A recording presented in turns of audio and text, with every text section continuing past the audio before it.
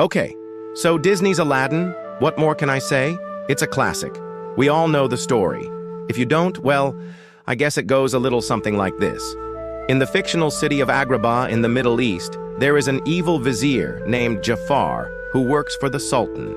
He wants to usurp the Sultan's power, but he needs a loophole in the law which states that only the Sultan's son can become Sultan. Well, the Sultan doesn't have a son, but he does have a daughter, Princess Jasmine, who Jafar thinks he can marry to gain the throne. But the thing is, Jasmine isn't just going to agree to marry him because she is headstrong, independent, and wants to choose her own husband. So Jafar kidnaps her and forces her into the Cave of Wonders, where there is a magical lamp that can grant wishes. He believes that with its power he can force her hand into marriage. But when he finds out that she has been visited by a street rat named Aladdin, who had stumbled upon the lamp himself, he sets his sights on killing both Aladdin and the lamp. Why kill two birds with one stone, right?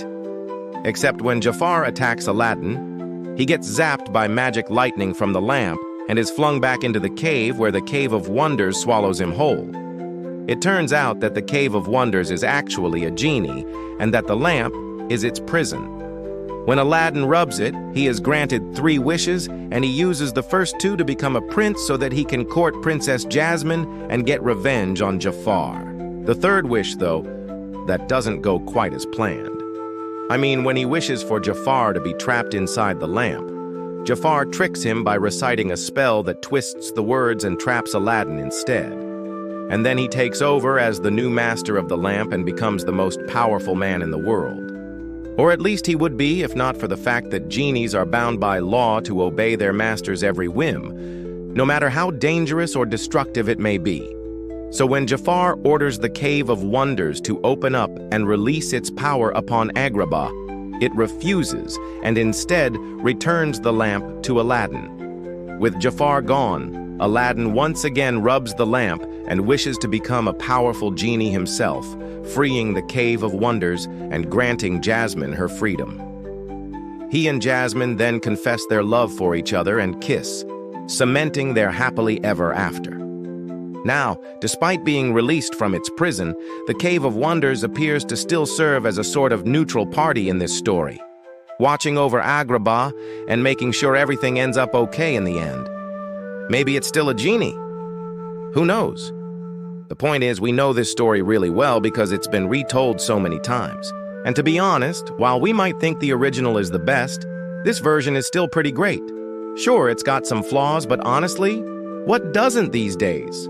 So let's talk about what makes Aladdin Disney so good and why it deserves its status as a classic. For starters, the music, seriously, from the opening notes of Arabian Nights to the iconic reprise of A Whole New World, this movie's soundtrack will stick with you long after the credits roll. Each song perfectly encapsulates the story and characters. Friend Like Me showcases the Cave of Wonders' personality. Prince Ali lampoons Aladdin's misguided sense of grandeur. One Jump Ahead is a charming cat and mouse game between Aladdin and the guards. And A Whole New World beautifully captures the wonder and excitement of romance. Then there's the voice acting. Robin Williams as the Cave of Wonders is sheer genius. His fast-paced improvisational delivery is hilarious. Scott Weinger as Aladdin balances charm and vulnerability. And Linda Larkin as Jasmine brings strength and determination to the role. Plus, Jonathan Freeman as Jafar is deliciously evil. The animation is also top-notch. The backgrounds are detailed and immersive, drawing you into the world of Agrabah. The character designs are distinctive and memorable, especially Jafar with his instantly recognizable snake staff.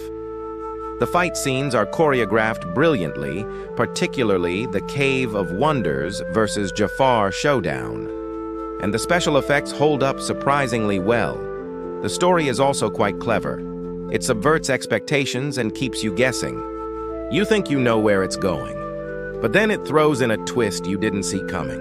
The dialogue is witty and fast-paced, keeping the story moving at a good clip. The pacing is excellent. The movie never drags and keeps you engaged from beginning to end. There's also a lot of heart in this movie. You root for Aladdin and Jasmine, and you're invested in their happiness. The supporting characters are well developed and add to the story. Iago the parrot is a scene stealer, and the ending is satisfying and hopeful. Aladdin Disney also tackles some complex themes, including the abuse of power, the importance of freedom, and the dangers of greed. It does so in a way that is thought-provoking without being heavy-handed. It's a movie that can be enjoyed by all ages. But that's not all. There's also a lot for adults to appreciate in this movie. The music is sophisticated and nuanced. The characters are multi-dimensional and relatable. And the story is both entertaining and thought-provoking. However, Aladdin Disney is not without its flaws. Some of the humor is dated and doesn't hold up well today. Some of the characters are stereotypes, and the movie has been criticized for its portrayal of Middle Eastern culture. Additionally, some of the songs have been accused of being culturally insensitive. These criticisms are valid, and it's important to acknowledge them. However, it's also important to remember that this movie came out in 1992, and the world was a very different place back then. People were less aware of cultural appropriation and sensitivity. The movie was made with the best intentions, and overall, it's a positive representation of Middle Eastern culture. Despite its flaws, Aladdin Disney is still a masterpiece. It's a movie that has stood the test of time. It's been enjoyed by generations of viewers, and it continues to be relevant today. What do you think? Do you agree with our assessment of Aladdin Disney? Let us know in the comments below. We'd love to hear your thoughts. Thank you for watching. We hope you enjoyed this full summary and recap of Aladdin Disney. If you did, please don't forget to hit the like button and subscribe for more content. And as always, thanks for watching.